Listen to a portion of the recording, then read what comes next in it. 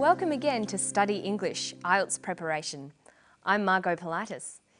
Today we'll look at some words that cause a lot of confusion, the relative pronouns, that, which and who.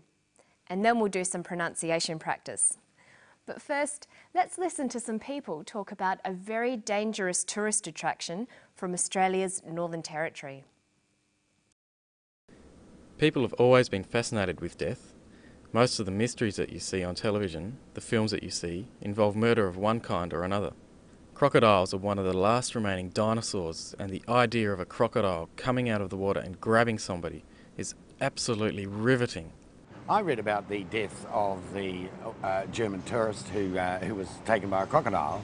It didn't put me off coming to the Northern Territory. Quite the opposite. In fact, I think the Northern Territory is famous for its crocodiles and probably quite famous for its crocodile attacks.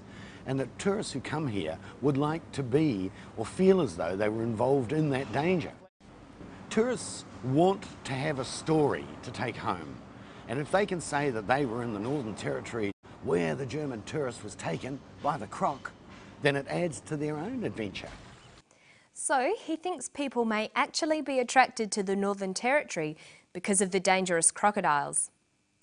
But now we're going to leave the crocodiles and talk about something else that can be dangerous. The relative pronouns who, which and that. Listen for some relative pronouns here. People have always been fascinated with death.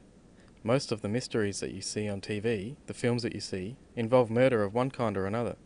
I read about the death of the German tourist who was taken by a crocodile. Most of the mysteries that you see on TV involve murders.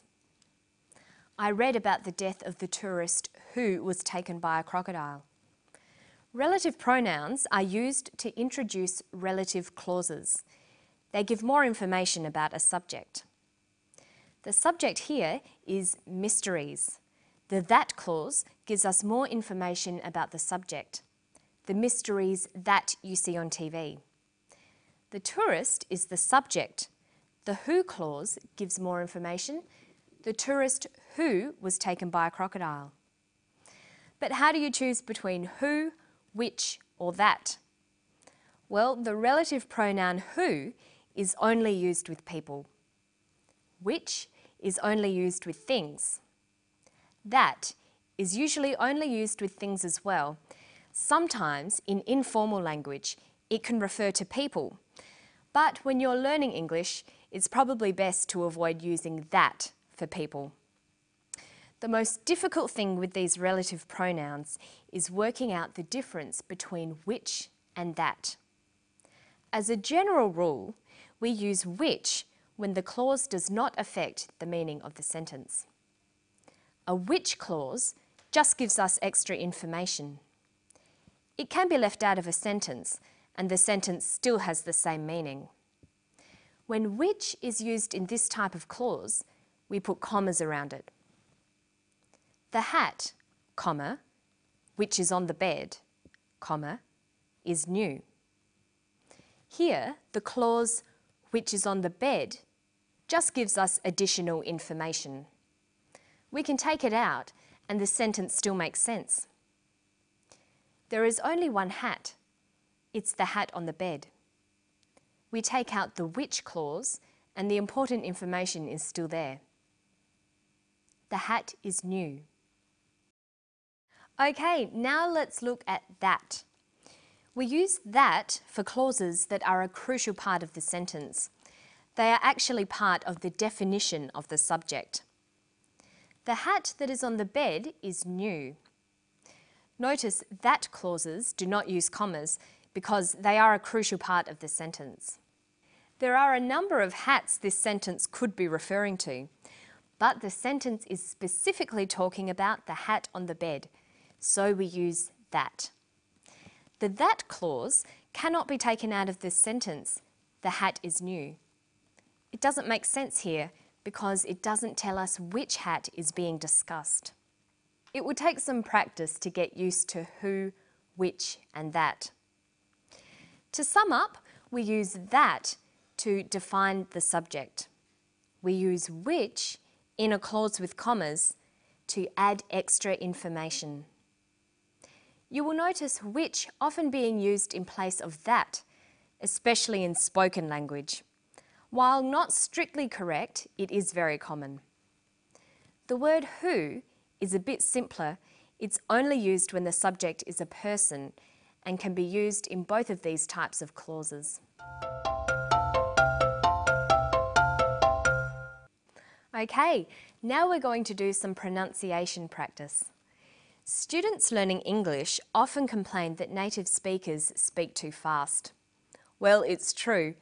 English speakers do run their words together, so it's often very difficult to hear when one word ends and another begins. To make your spoken English sound natural, it's important for you to do this too. You need to learn to link words ending in a final consonant sound to words with an initial vowel sound. Let's look at some words linked with of. People have always been fascinated with death. Most of the mysteries that you see on television, the films that you see, involve murder of one kind or another. Crocodiles are one of the last remaining dinosaurs, and the idea of a crocodile coming out of the water and grabbing somebody is absolutely riveting. I read about the death of the German tourist who was taken by a crocodile. It didn't put me off coming to the Northern Territory. It's quite the opposite. He uses the phrases most of, one of, out of, death of.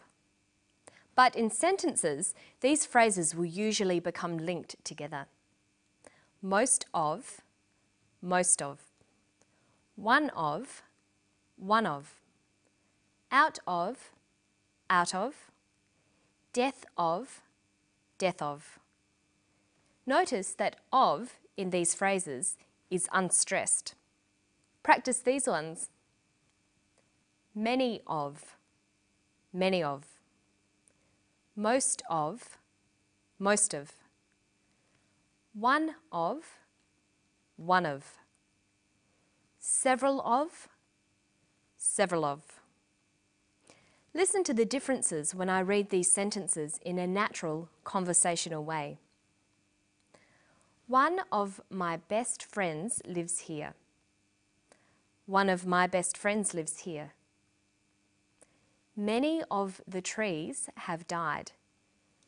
Many of the trees have died. I enjoy most of her songs. I enjoy most of her songs. People have always been fascinated with death. Crocodiles are one of the last remaining dinosaurs, and the idea of a crocodile coming out of the water and grabbing somebody is absolutely riveting. He says people have always been fascinated with death. People have always. Notice how in conversation we link the final consonant sound v with the initial vowel sound or. Have always. Crocodiles are. Crocodiles are. Is absolutely. Is absolutely. Okay, now let's try these sentences. She is always studying hard. She is always studying hard.